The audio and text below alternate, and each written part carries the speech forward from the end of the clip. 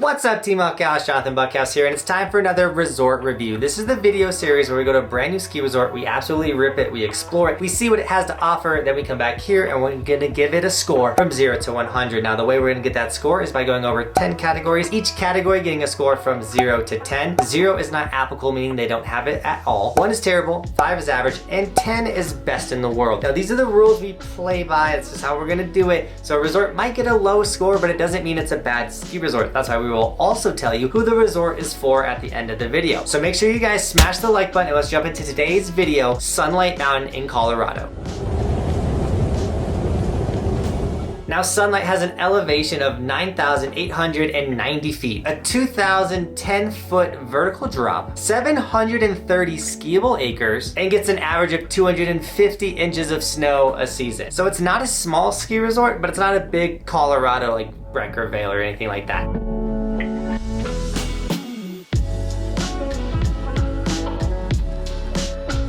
So, how expensive is it? First category, lift prices at $65 for the day. That's a pretty awesome price for the day to go skiing and snowboarding in Colorado. So I give them an 8 for that. Like, that's seriously, like, might be one of the best prices you can get in Colorado for skiing and snowboarding. Next category, lodging. Can you stay on the resort? And you can. They do have a ski in, ski out option for you, which is also incredible. They have that. They also have these cool little cabins that you can stay at. And from the photos on the website, everything looks super nice, super awesome. So I gave them a 6 when it came to lodging. Now, ease of access, how easy is it to get to this ski resort? It is located near Glenwood Springs, but if you fly into DIA, which most people, that's how they get to Colorado, you're looking at over a 3-hour drive to get to this ski resort. If you can't afford to fly into Avon or Aspen, that drive will be cut down, but your price for flights is gonna go up. So when it came to ease of access, I did give them a 3. The road is a little, when you get closer to the resort too, it's kind of like more narrow and things like that. So yeah, a 3 for ease of access. It's not the hardest, but it's not easy either.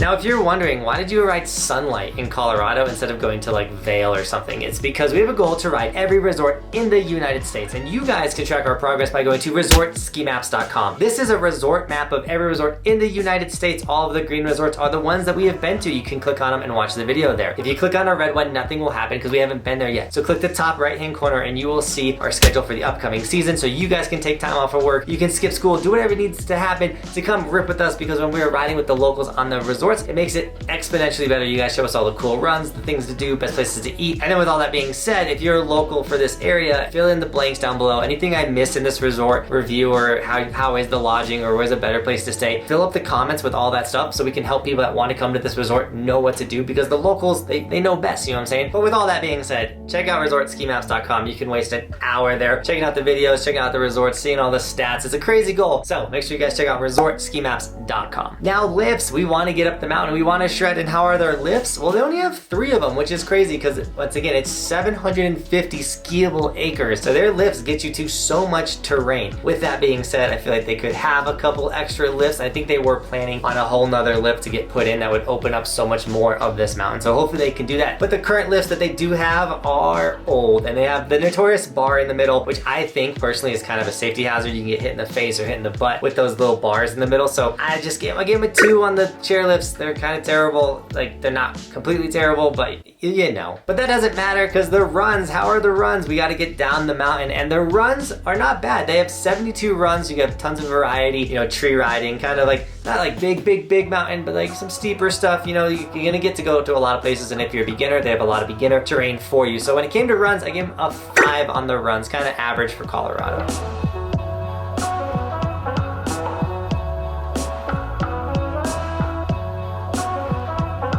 Now the park, how sick is the park? And it's a tiny baby, like basically a bunny park or an entry-level park, you know, small boxes, small jumps, things like that. So when it came to park, I gave them a 2 for the terrain park.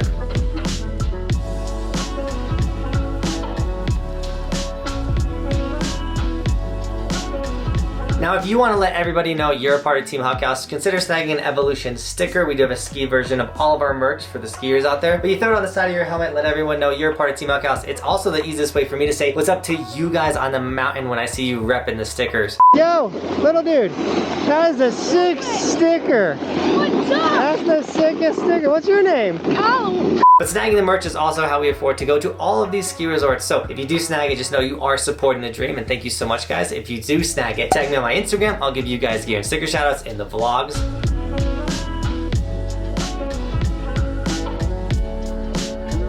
And now let's jump into food. How are the food options? They do have 4 food options for you, one being the traditional lodge style that you're gonna find at any ski resort. They got like a barbecue place and some other options for you, which is really cool. But the one thing they have for the food options, which is super cool, is they have their own soda. They call it Sunny Pop. This is the root beer flavor, and they change it all the time. But on the back of it, it has like all of the mountain stats, like the percentage of runs, how many runs, 72, vertical, things like that. It's super cool. So I just thought this was such a unique thing that I've never seen at any other ski resort. And because of that, I gave them a 7 when it came to food. Now, views and scenery, how sick is it on the mountain? I kind of don't know because it was puking the entire time we were there. It was super cloudy. We really couldn't see any of the views and scenery. But from looking up videos, looking up photos, it looks pretty awesome, like Colorado style, big mountains in the background, things like that. So when it came to views and scenery, I gave them a 7 for the views and scenery. Now, employees, we don't cover snow conditions because it varies from East Coast, Midwest, West Coast, also snow, storms, it can change, it varies, you know what I'm saying? So we don't cover snow conditions, but we do cover employees because an employee can absolutely make or break your day on the mountain. We had a Keystone employee absolutely ruin our day snowboarding. You can check that video out right here. But we also have had Keystone employees make our day on the mountain, as well as just employees all across the United States that are super awesome. So that's why we do employees. And Sunlight had incredible employees. We had to charge our microphone and they let us charge it in the tune shop. And then also the guest service person, I was trying to talk to the media manager and he was like, he's on the mountain, but I'll come find you. And like, he was super awesome, went out of his way. And then the people, the media guy that we talked to, like everyone we interacted with that day went above and beyond, gave us the Sunny Pops, things like that. Like they were all super awesome. And so I gave them an 8 when it came to employees.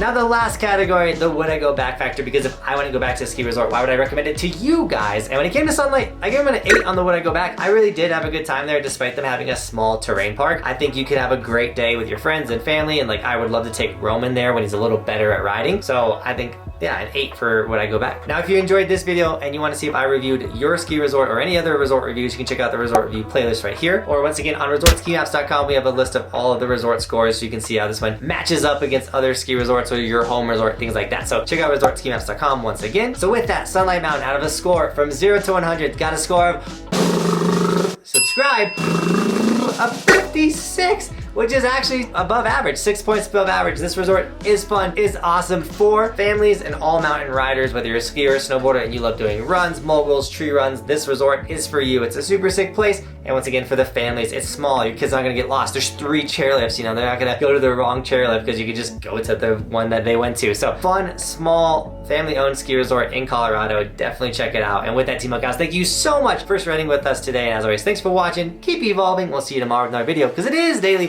on this snowboard channel.